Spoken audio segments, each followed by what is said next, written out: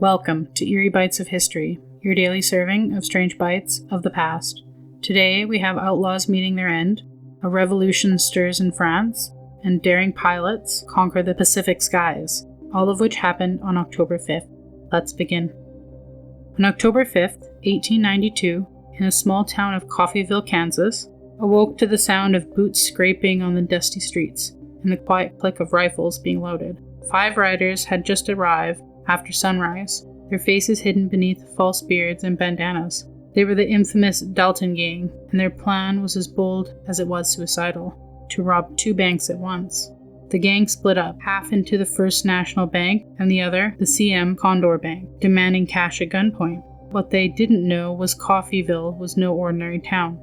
The locals recognized them, despite the disguises, and within minutes, whispers turned to shouts, and the townspeople armed themselves with hunting rifles, revolvers, and sheer fury. As the Daltons stepped into the street with their stolen bags, Coffeyville erupted into chaos. Bullets tore through the morning air, smoke filled the square, and eyewitnesses said that gunfire was so thick that it sounded like thunder trapped between buildings. One by one, the Daltons fell. Grant, Bob, and Bill Dalton, and Dick Broadwell, all cut down in the open street. Only one, Emmett Dalton, survived, riddled with bullets but clinging to life. When the smoke cleared, the townspeople stared in silence at the bodies sprawling across the dirt.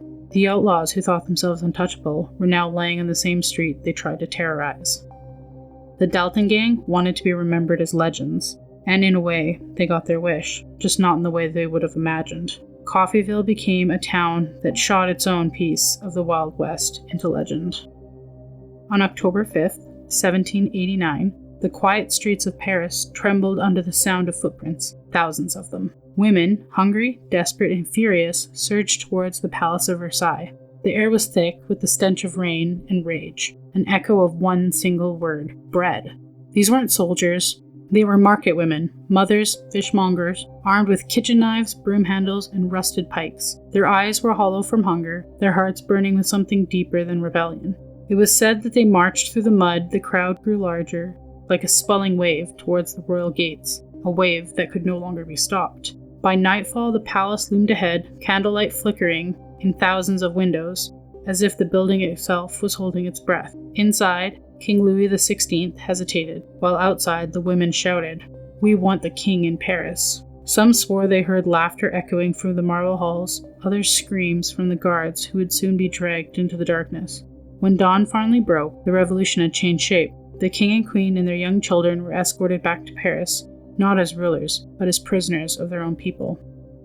Let them eat cake. Okay, Louis's wife, Queen Mary Antoinette, was never proven to say that, but with hungry women carrying kitchen knives and fire in their heart, what started as a march for bread ended in a march that rewrote history.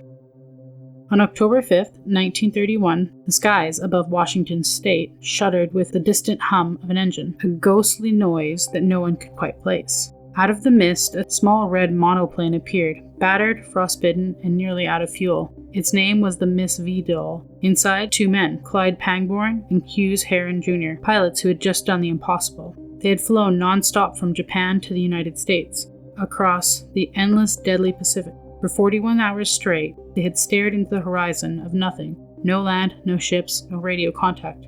Just clouds and winds and the haunting question, would they ever see land again? Halfway across, their fuel gauge dipped dangerously low. Pangborn made the desperate decision. He crawled onto the wings, thousands of feet above the ocean, and cut away their landing gear to reduce drag. The wheels tumbled into the darkness below, swallowed by waves, meaning that if they made it home, they would have to land on their belly, or just not at all. When Miss Vidal finally descended over East Wenatchee, the townspeople saw sparks showering from the metal frame as she skidded across the ground. No wheels, no grace, just raw survival. Against all odds, they had crossed over 4,500 miles of ocean without stopping. Witnesses said the plane came to rest in eerie silence, the propeller ticking down like a dying heartbeat. And as the men stand out, shaking and hollow-eyed, one of them whispered that for most of the flight couldn't tell where the sky ended and the sea began.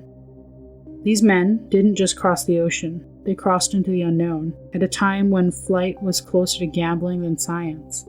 Progress often comes from people crazy enough to look at the impossible and say, hey, let's give this a try. Like your history snack-sized? Drop us a comment with your favorite bite and subscribe. Join us daily for your eerie dose of the past.